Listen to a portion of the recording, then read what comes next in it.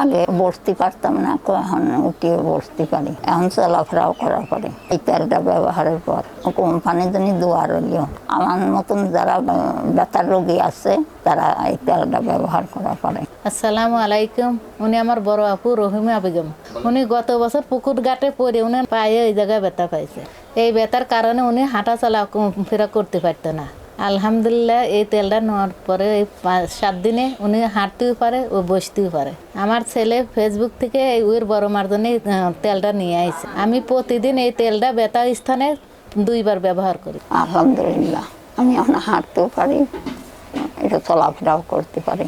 আলহামদুলিল্লাহ এই তেলটা ব্যবহার করে আমরা খুব উপকার পাইছি। এই যে তেলটা আপনারাও সবাই নিতে পারেন। আসসালামু আলাইকুম রহমতুল্লাহ। দর্শক, আমরা আজকে আসছি আমাদের একজন সম্মানিত দাদুর কাছে, যার বয়স আপনারা দেখতে পাচ্ছেন 100 ছুঁই।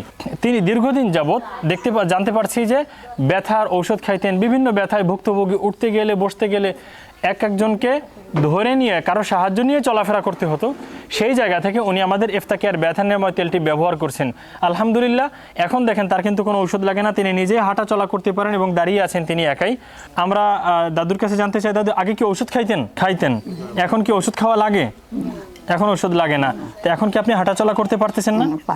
আলহামদুলিল্লাহ। তো যাদের প্রয়োজন আপনারা আজই অর্ডার করুন, আমাদের স্ক্রিনে দেওয়া নাম্বার থেকে আপনারা যোগাযোগ করুন, অথবা অর্ডার নাও বাটনে আপনার নাম ঠিকানা দিয়ে আপনার অর্ডারটি কনফার্ম করুন।